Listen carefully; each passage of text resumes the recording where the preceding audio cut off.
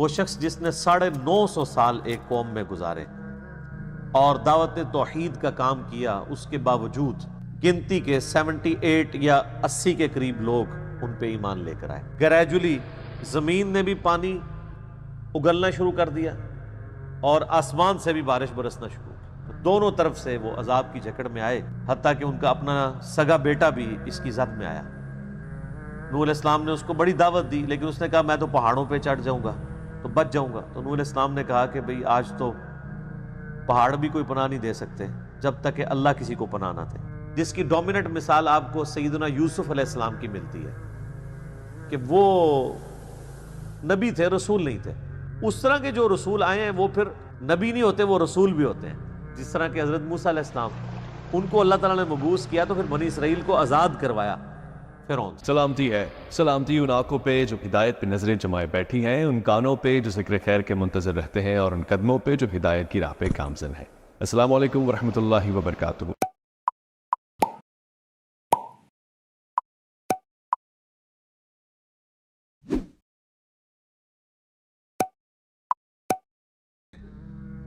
سورہ نوح جو ہے یہ قرآن حکیم میں اس اعتبار سے ایک منفرد صورت ہے کہ یہ ایک پیغمبر کے نام کے اوپر ہے، اور یہ پوری کی پوری صورت سینٹرڈ اراؤنڈ ایک شخصیت کے ہے، سیدنا نوح علی نبینا وعلیہ الصلوۃ والسلام۔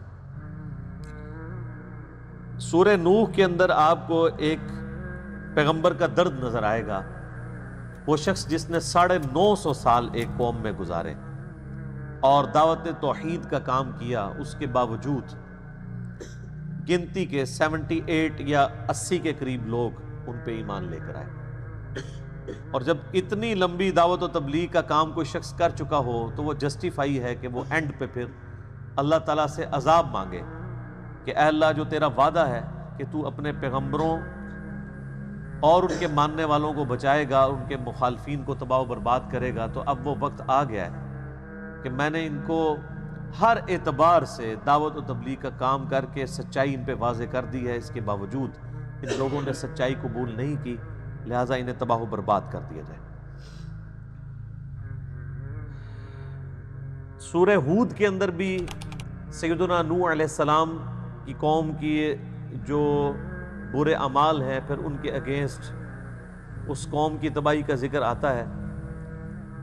وہ تفصیلات تو اس صورت کے اندر موجود نہیں ہیں، جس میں نوح علیہ السلام الٹیمیٹلی دعوت و تبلیغ کرنے کے بعد ان کو ایک الٹیمیٹم دے دیتے ہیں کہ اب تم پر اللہ کا عذاب آ جائے گا، اور اللہ کے حضور دعا بھی کر دیتے ہیں، جو دعا اس صورت میں بھی انشاءاللہ آ جائے گی۔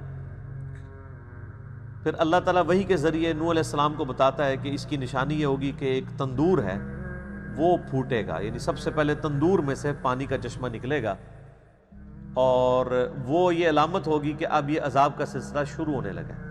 ظاہر ہے ایک دن میں تو سارا وہ طوفان نوح نہیں آیا تھا، گریجولی زمین نے بھی پانی اگلنا شروع کر دیا اور آسمان سے بھی بارش برسنا شروع کی۔ دونوں طرف سے وہ عذاب کی جکڑ میں آئے، اور دیکھتے ہی دیکھتے ایک بہت بڑا طوفان بن گیا، حتیٰ کہ ان کا اپنا سگا بیٹا بھی اس کی زد میں آیا۔ نوح علیہ السلام نے اس کو بڑی دعوت دی، لیکن اس نے کہا میں تو پہاڑوں پہ چڑھ جاؤں گا تو بچ جاؤں گا۔ تو نوح علیہ السلام نے کہا کہ بھئی آج تو پہاڑ بھی کوئی پناہ نہیں دے سکتے جب تک کہ اللہ کسی کو پناہ نہ دے۔ پہاڑ بھی ڈوب گئے اور وہ بھی تباہ و برباد کر دیا گیا۔ اس کے اوپر ایک ہالی ووڈ نے فلم بھی بنائی ہے نوحہ کے نام سے۔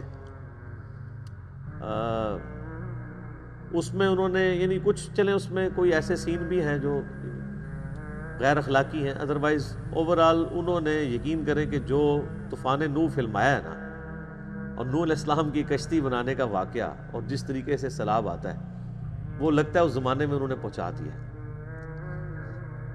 چونکہ نوح علیہ السلام ایک ڈومیننٹ پرسنالٹی ہیں اس حوالے سے کہ جتنے بھی آسمانی مذاہب ہیں، چاہے وہ جیوز ہوں، کرسچنز ہوں، مسلمان ہوں، سب کے سب ان کو ایک رسپیکٹیبل پرسنالٹی کے طور پہ مانتے ہیں۔ تورات کے اندر بھی ان کا ذکر موجود ہے، قرآن کے اندر بھی ذکر موجود ہے، اور باقی کی ساری نسل انسانی پھر نوح علیہ السلام سے ہی آگے چلی ہے۔ اعوذ باللہ من الشیطان الرجیم، بسم اللہ الرحمن الرحیم۔ انا ارسلنا نوحا الی قومہ، بے شک ہم نے بھیجا نوح علیہ السلام کو ان کی قوم کی طرف، ان انذر قومک من قبل، کہ وہ اپنی قوم کو ڈر سنائیں اس سے پہلے کہ ان یأتیہم عذاب علیم، کہ ان پر وہ نازل ہونے والا دردناک عذاب آ جائے۔ جب بھی کوئی رسول مبعوث ہوتا ہے اس کا اینڈ رزلٹ پھر یہی ہوتا ہے کہ رسولوں کے ماننے والوں کو اللہ تعالیٰ بچا لیتا ہے، ان کے مخالفین کو تباہ و برباد کرتا ہے۔ تو ایک بڑا عذاب تو قیامت کے دن آنا ہے کہ جن لوگوں نے دنیا میں شرک کی زندگی گزاری اللہ تعالیٰ ان سے بدلہ لے گا اور ان کو واصل جہنم کرے گا۔ اللہم اجرنا من النار۔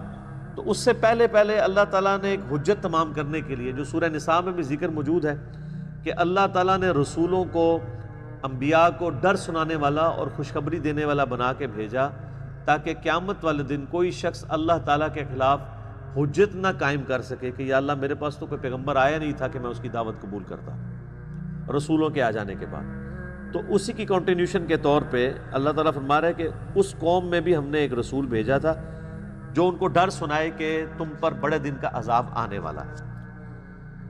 قال یا قوم انی لکم نذیر مبین، وہ کہنے لگے دعوت حق دیتے ہوئے کہ اے میری قوم، بے شک میں کھلا ڈر سنانے والا ہوں تمہاری طرف، ان اعبدوا اللہ، کہ عبادت کرو اللہ کی، واتقوا، اور اس سے ڈرو، واطیعون، اور میری پیروی اختیار کرو۔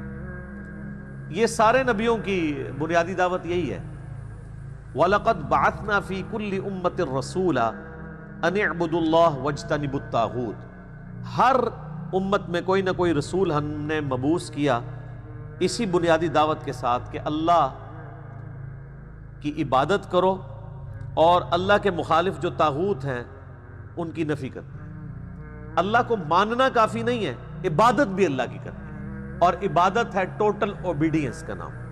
اللہ کو تو سارے مان رہے ہیں، کسی نہ کسی فارم میں ایک کریٹر کو تو سب مانتے ہیں، سوائے چند ایک فنیٹکس کے۔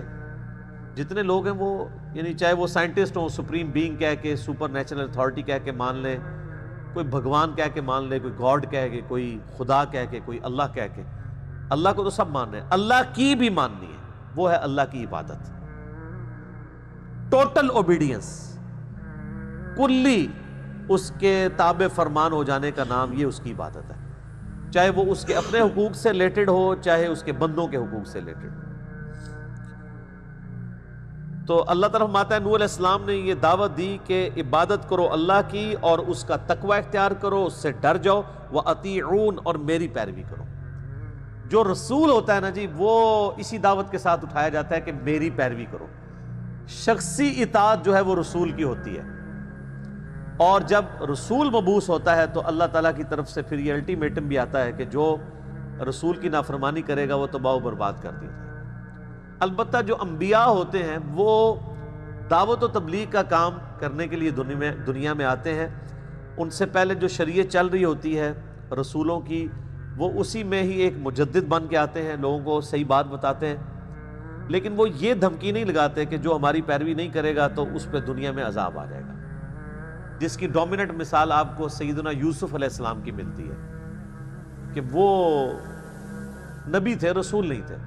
اسی لیے آپ سورہ یوسف میں دیکھیں وہ لوگوں کو دعوت و تبلیغ کا کام کرتے ہیں، اس کے بعد دھمکی یہ نہیں دیتے ہیں کہ میری پیروی کرو ادروائز تم تباہ و برباد کرتی جاؤ۔ وہ یہی کہتے ہیں کہ میرے آباء و اجداد سیدنا ابراہیم، اسماعیل، اسحاق علیہم السلام اجمعین، ان کو اللہ تعالیٰ نے اسی دعوت کے ساتھ مبعوث کیا تھا کہ ایک اللہ کی عبادت کرنی ہے تو تم بھی توحید کے اوپر کارواں کرو۔ اسی لیے دیکھیں کہ وہ ایک دوسرے، یعنی آپ سمجھ لیں مذہب سے تعلق رکھنے والا بادشاہ جو روایتوں میں آتا ہے بعد میں مسلمان ہو گیا، اس کے انڈر انہوں نے ایز اے وزیر بھی مصر کے اندر کام کیا، ورنہ تو سب سے پہلے اس کو دھمکی لگاتے ہیں کہ تو اپنی پوسٹ چھوڑ، میں ادھر آ کے بیٹھوں گا، میں خدا کا ریپریزنٹیٹو ہوں۔ اسی طریقے سے بنی اسرائیل میں بھی جو انبیاء آتے رہے ہیں، اوپر رومن امپائر کی حکومت رہی ہے لیکن وہ اپنے دعوت و تبلیغ کا کام کرتے رہے۔ حضرت زکریا علیہ السلام، حضرت یحییٰ علیہ السلام، وہ ہیکل سلیمانی میں، ٹیمپل آف دا سلیمان میں بیٹھ کے یعنی دعوت و تبلیغ کا کام کرتے تھے۔ حکومت جو ہے وہ کافروں کے پاس تھی، تو وہ ایک سمجھ لیں منجی کی حیثیت سے نہیں آتے تھے کہ وہ ان کو کافروں سے نجات دلا کے ان کی حکومت اسٹیبلش کریں۔ اس طرح کے جو رسول آئے ہیں وہ پھر نبی نہیں ہوتے، وہ رسول بھی ہوتے ہیں. جس طرح کہ حضرت موسیٰ علیہ السلام، ان کو اللہ تعالیٰ نے مبعوث کیا تو پھر بنی اسرائیل کو آزاد کروایا فرعون سے. یغفر لکم من ذنوبکم، وہ بخش دے گا تمہارے گناہوں کو، گناہوں میں سے گناہوں کو، یعنی ٹوٹلی نہیں، یعنی ایک امید دلائی جا رہی ہے کہ اس کی طرف رجوع لاؤ گے، آہستہ آہستہ اللہ تعالیٰ تمہارے گناہوں سے درگزر فرما دے گا. وَيُؤَخِّرْكُمْ إِلَىٰ أَجَلٍ مُّسَمًّى، اور تمہیں وہ مہلت دے گا ایک مقررہ میعاد تک، یعنی جو دنیا میں زندگی اللہ نے دی ہے وہ اتنی مہلت تمہیں دے گا برتنے کے لیے. إِنَّ أَجَلَ اللَّهِ إِذَا جَاءَ، بے شک اللہ کی طرف سے جب موت کا وقت، اجل کا وقت مقرر آ جاتا ہے، لا یؤخر، تو وہ تاخیر میں نہیں پھر پڑتا. لو کنتم تعلمون، کاش تم اس حقیقت کو جان لیتے. یہ تو ان کی بنیادی دعوت پہلی 4 آیات کے اندر اللہ تعالیٰ نے بیان کر دی ہے. اب حضرت نوح علیہ السلام کا نوحہ شروع ہوتا ہے. یہ نوحہ لفظ کو برا نہیں ہے اگر اس کے اندر وہ ماتم والا معاملہ نہ کیا جائے. میں نے المعجم الکبیر طبرانی سے صحیح سند کے ساتھ روایت اپنے کربلا والے ریسرچ پیپر میں بھی ڈالی ہے کہ سیدہ ام سلمہ سلام اللہ علیہا، جو ہماری ماں ہیں، یعنی نبی علیہ السلام کی وہ بیوی ہیں جو سب سے آخر میں فوت ہوئی ہیں. المعجم الکبیر طبرانی میں صحیح سند کے ساتھ 2867 نمبر ہے روایت. ام سلمہ کہتی ہیں کہ میں نے خود جنات کو سیدنا حسین ابن علی پر نوحہ کرتے ہوئے سنا ہے. یعنی جب حسین ابن علی شہید ہو گئے تو انہوں نے جنات کے رونے کی آواز سنی. تو بہرحال جو اب اس قسم کا آج کل جو مروجہ نوحہ ہے، جس میں یعنی غلو سے بھی کام لیا جاتا ہے اور اس میں شریعت کی حدود کو بھی پھلانگا جاتا ہے، وہ تو غلط ہے. اب نوح علیہ السلام کا جناب نوحہ شروع ہوتا ہے. قال رب انی دعوت قومی لیلا ونہارا، عرض کی نوح نے، اے میرے رب میں نے اپنی قوم کو بلایا، دعوت دی، دن کے وقت بھی اور رات کے وقت بھی. اب 950 سال کی مشقت ذرا ذہن میں رکھیں، 950 سال. فلم یزدہم دعائی الا فرارا، تو میں نے جو ان کو دعوت دی اس سے ان کی سرکشی میں ہی، انکار میں ہی اضافہ ہوا. وَإِنِّي كُلَّمَا دَعَوْتُهُمْ لِتَغْفِرَ لَهُمْ جَعَلُوا أَصَابِعَهُمْ فِي آذَانِهِمْ، جب میں نے انہیں بلایا تیری طرف تاکہ تو ان کو بخش دے تو انہوں نے ہر بار اپنے کانوں میں انگلیاں ٹھونس لی. ظاہری طور پہ بھی ٹھونستے تھے اور ویسے بھی، جس کو کہنا بطورے بن جانا، بات کی طرف توجہ نہ دینا. وَاسْتَغْشَوْا ثِيَابَهُمْ، اور اپنے اوپر کپڑے لپیٹ لیے، جیسے کوئی شخص اپنے آپ کو کسی کپڑے کے اندر کر کے چھپا لیتا ہے، اس طریقے سے وہ مجھ سے، میری دعوت سے دور بھاگتے رہے. وَأَسَرُّوا وَاسْتَكْبَرُوا اسْتِكْبَارًا، اور وہ اڑ گئے اور پرلے درجے کے متکبرین میں شمار ہو گئے. یہ 2 الفاظ ہیں، ایک ہے اسرار سواد کے ساتھ، یہ آ گیا ادھر، اور ایک اسرار ہوتا ہے سین کے ساتھ.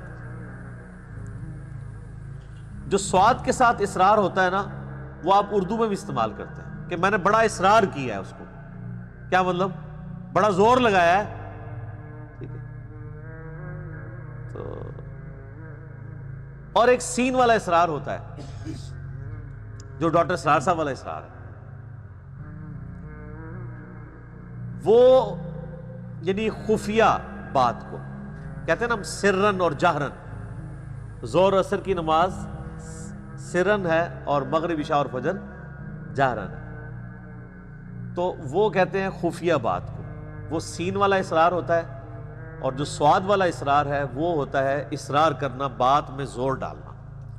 اب مزے کی بات ہے، اس صورت میں یہ دونوں اسرار آ جائیں گے. ڈاکٹر اسرار صاحب والا اسرار بھی آئے گا اور عام اسرار والا اسرار بھی ہے. وہ تو آ گیا کہ میں نے ان کو یعنی وَأَسَرُّوا وَاسْتَكْبَرُوا اسْتِكْبَارًا، وہ پرلے درجے کے متکبرین بن گئے، یعنی اڑے رہے. اپنی اس بات کے اوپر قائم رہے، اصرار کرتے رہے کہ وہ اپنی اسی گمراہی میں رہیں گے۔ ثم انی دعوتہم جہارا، پھر اے اللہ میں نے ان کو اعلانیہ بھی، بلند آواز سے بھی تیری طرف بلایا۔ ثم انی اعلنت لہم واسررت لہم اسرارا، پھر میں نے انہیں سر عام بھی سمجھایا اور چپکے سے بھی سچائی کی تلقین کی۔ یہ اسرار آ گیا یہاں پہ، وہ سین والا، اعلانیہ بھی سمجھایا، چھپ کے بھی، یعنی ہر طریقے سے ان کو بات بتائی۔ فَقُلْتُ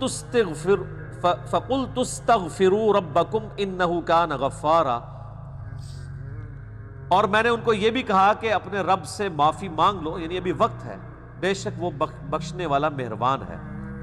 يُرْسِلِ السَّمَاءَ عَلَيْكُمْ مِدْرَارًا، اگر یعنی تم اس کی یعنی تابع فرمان مانتے ہو تو يُرْسِلِ السَّمَاءَ عَلَيْكُمْ مِدْرَارًا، وہ تم پر آسمان سے موسلا دھار بارش نازل فرمائے گا۔ اگلے زمانوں میں اس چیز کی تو بڑی امپورٹنس تھی نا، اب تو ہم عادی ہو چکے ہیں، یہ تو کبھی بارش نہ آ رہی ہو تو پھر پتہ چلتا ہے کہ بارش کی کیا اہمیت ہے۔ انسانیت کا سارا رزق جو ہے وہ ڈیپینڈنٹ ہی بارش کے اوپر ہے، بارش نہ ہو تو فصلیں نہیں اگ سکتی۔ تو نوح علیہ السلام کہہ رہے ہیں کہ میں نے ان کو کہا اللہ کی طرف رجوع لاؤ، وہ تم پر بارش نازل فرمائے گا، تمہیں یعنی کھیتی اور ہریالی تمہارے سامنے آئے گی، اللہ تعالیٰ تمہیں رزق سے نوازے گا۔ وَيُمْدِدْكُمْ بِأَمْوَالٍ وَبَنِينَ، اور تمہاری مدد فرمائے گا وہ مال کے ساتھ بھی۔ ظاہر ہے کہ مال میں اب یہ مویشی بھی آتے ہیں اور زراعت کا سارا سامان بھی۔ مویشی اگر آپ نے پالے ہوئے ہوں اور فصلیں نہ اگ رہی ہوں تو مویشیوں کو آگے کیسے پالیں گے؟ تو سارے کا سارا سرکل جو ہے وہ اللہ تعالیٰ چلا رہا ہوتا ہے بارش کے ذریعے۔ وہ تمہاری مدد کرے گا مال کے ذریعے، وبنین، اور بیٹوں کے ذریعے۔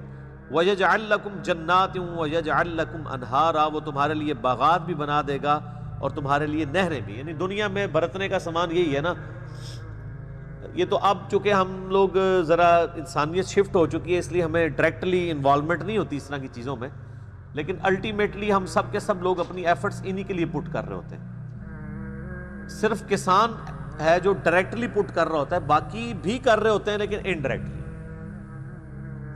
ہم اگرچہ ہم میں سے اکثر لوگ اپنی زمینوں میں ہل تو نہیں چلا رہے ہوتے، لیکن جو ہم گندم خرید رہے ہوتے ہیں وہ ہم ہل ہی چلا رہے ہوتے ہیں، کیونکہ وہ جس رقم سے آپ خرید رہے ہوتے ہیں اس رقم کو آپ نے اپنی ایکسپرٹیز کسی اور کام میں لگا کے، کسی نے نوکری کے ذریعے، کسی نے مزدوری کے ذریعے، کسی نے فری لانسنگ کے ذریعے، وہ سارے کے سارے معاملات حاصل کی ہوتی ہے دولت، اور وہ ہم یعنی خرچ کر کے آلو، پیاز، سبزی، دالیں، گندم خریدتے ہیں۔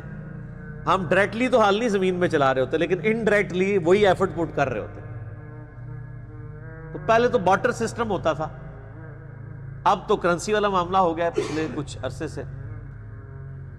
تو اس لیے یہ بعض اوقات ڈائریکٹلی ان چیزوں کو امیجن کرنا ذرا مشکل ہو جاتا ہے کہ انسان کی زندگی میں بارش کی، زمینوں کی، فصلوں کی، باغات کی، نہروں کی کیا امپورٹنس ہے۔ یہ تو ان سے پوچھیں جو ڈائریکٹلی اٹیچ ہیں، ویسے تو ہم بھی اٹیچ ہیں انڈائریکٹلی، لیکن چونکہ ہم تک وہ ایفیکٹ نہیں پہنچ رہا اس لیے پتہ نہیں چلتا۔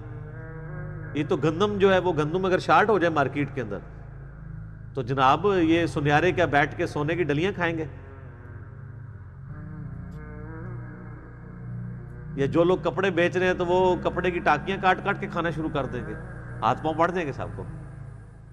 پھر ان کو پتہ چلے گا یہ نہری نظام کیا ہے، یہ ڈیم کیوں ضروری ہے، بارش ٹائم پہ ہونا کیوں ضروری ہے۔ اگر نہیں ہوگی تو زمین نہیں اگائے گی، زمین نہیں اگائے گی تو ہم کہاں سے کھائیں گے۔ لیکن ڈائریکٹلی اس کے افیکٹو وہ کسان ہوتے ہیں جو اس پہ محنت کر رہے ہوتے ہیں۔ ہم اس وقت افیکٹو ہوتے ہیں جب وہاں پہ کوئی پرابلم آنا شروع ہو جائے، ادروائز یہ ساری کی ساری چیزیں آج بھی اسی طریقے سے ہیں۔ یعنی یہ نہیں ہوگا کہ انسان ترقی کر گیا تو اب انسان نے جو ہے مٹی کھانا شروع کر دی ہے یا انسان نے لوہا کھانا شروع کر دیا ہے۔ آج سے 10,000 سال پہلے کا انسان بھی گندم کھاتا تھا، چاول کھاتا تھا، مچھلی کھاتا تھا، آج کا انسان بھی وہی کھاتا ہے۔ فاسٹ فوڈ میں بھی آپ جو کچھ کھا رہے ہوتے ہیں سب کچھ زمین کی اجناس ہی ہوتی ہیں نا، انہی کو مختلف ماڈرن فارمز کے اندر پیش کیا جاتا ہے۔ یعنی اگر آپ سموسا بھی کھا رہے ہیں تو ڈائریکٹلی تو آپ کو نہیں لگے گا کہ سموسا زمین میں سے اگا ہوا ہے، لیکن سموسا زمین میں سے ہی اگا ہوا ہے۔ سموسے کے اندر جو کچھ ڈل رہا ہے وہ سب کچھ زمین سے نکلا ہوا ہے۔ اس کے اندر اگر مرچ ڈل رہی ہے وہ زمین سے نکلی ہوئی ہے، اس میں آلو ڈال رہے ہیں وہ زمین سے نکلے ہوئے ہیں۔ اور اس کا جو باہر کا خول ہے بیسن کے ذریعے، وہ زمین میں سے دال نکلی ہوئی ہے جس کو کوٹا گیا ہے، وہ بھی زمین سے آ رہا ہے۔ جس تیل کے اندر اس کو آپ بھون رہے ہیں وہ بھی الٹیمیٹلی زمین سے آیا ہوا ہے، چاہے وہ بناسپتی ہو یا کنولا ہو یا کوئی بھی ہو، الٹیمیٹلی سورس جو ہے وہ انسان کا، وہ زمین ہے۔ تو جب بندہ تفکر کرتا ہے پھر ان چیزوں کی اہمیت کا پتہ چلتا ہے۔ ما لکم لا ترجون للہ وقارا، تمہیں کیا ہوا ہے کہ تم اللہ کی عزت اور عظمت اور جلال، اس کی جو یعنی وقار کرنا چاہیے اس کی پرواہ نہیں کرتے۔ وقد خلقکم اطوارا، حالانکہ اس نے تمہیں کئی مرحلوں سے گزار کر پیدا کیا ہے۔ اللہ تعالیٰ کی واقعی وما قدر اللہ حق قدری، انہوں نے اللہ کی قدر نہیں جانی جیسا کہ جاننی تھی۔ میں رات کو بھی بھائیوں سے ڈسکشن کر رہا تھا کہ جسے خدا کا تعارف ہو جائے نا وہ شرک نہیں کر سکتا۔ شرک کی بنیادی وجہ ہی یہ ہے کہ اللہ کا تعارف نہیں ہے۔ یا اللہ کا تعارف ہو جائے یا انسان کو اپنی کمزوری کا پتہ چل جائے۔ جو انسان کھانے پینے کا محتاج ہو اور کھانے پینے کے بعد اس کھانے کے ہضم ہو کے اپنے جزو بدن بننے کے اور پھر باہر نکلنے کا بھی محتاج ہو، اور پھر ہر 24 گھنٹے میں ایک دفعہ سونے کا محتاج ہو، سوئے بغیر اگلے 24 گھنٹے میں پرفارم نہ کر سکتا ہو، یعنی جس کے ساتھ کھانا پینا، پیشاب اور نیند جڑی ہوئی ہے، وہ انسان کتنا کمزور ہے۔ دنیا کا کوئی بڑے سے بڑا بزرگ جس کی بزرگی کا لوگ راگ لاپتے ہیں، وہ ان 3 چیزوں سے اپنے آپ کو بے نیاز کر کے بتائے، کھانے پینے سے، پیشاب سے اور نیند سے۔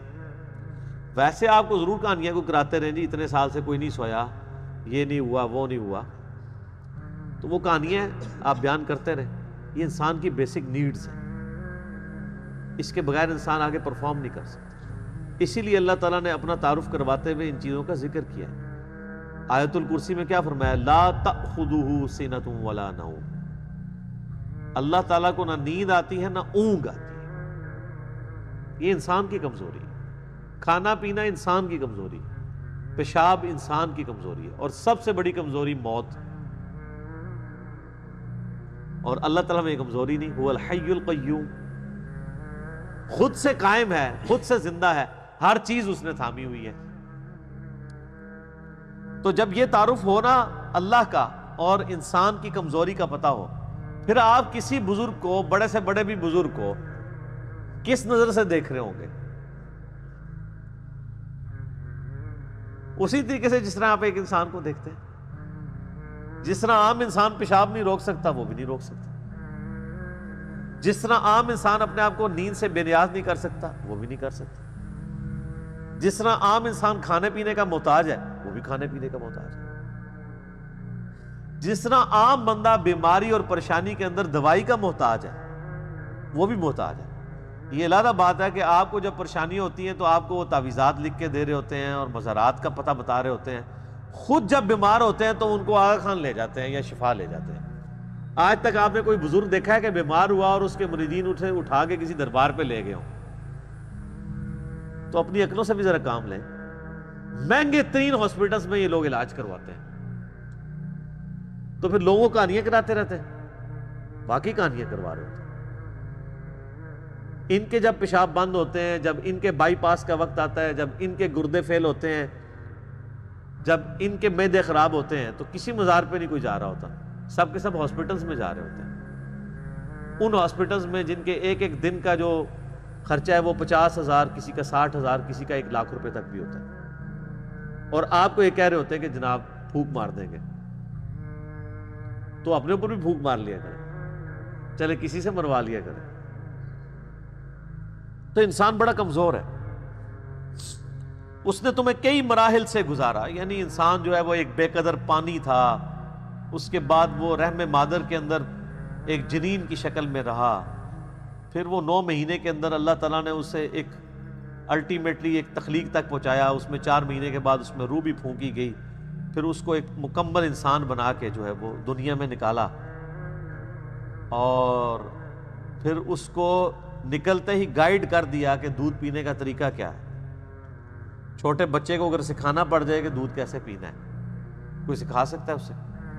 اس کی انسٹنکٹ میں ڈال دیا کہ تم نے کیسے دودھ پینا. اور یہ انسان کا بچہ تو بہت کمزور ہے. آپ ذرا جانوروں کے بچوں کو کبھی دیکھیں نا، یہ جو چوزے مرغیوں کے نکلتے ہیں نا چھوٹے چھوٹے انڈے سے، وہ نکلتے ہی دانا چگنے شروع کر دیتے ہیں، اور وہ پانی پینا ان کو طریقہ پتہ ہوتا ہے. مگرمچھ دیکھیں، یعنی دنیا میں چند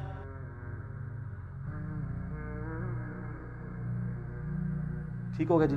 اللہ تعالیٰ سے دعا ہے جو حق بات میں نے کہی اللہ تعالیٰ ہمارے دلوں میں راسخ فرمائے. اگر جذبات میں میرے منہ سے کوئی غلط بات نکل گئی، اللہ تعالیٰ ہمارے دلوں سے ہی محو کر دے. ہمیں کتاب و سنت کی تعلیمات پر عمل کر کے دوسرے بھائیوں تک پہنچانے کی توفیق عطا فرمائے. سبحانک اللہم و بحمدک، اشہد ان لا الہ الا انت، استغفرک و اتوب الیک، وما علینا الا البلاغ المبین. جزاکم اللہ خیرا.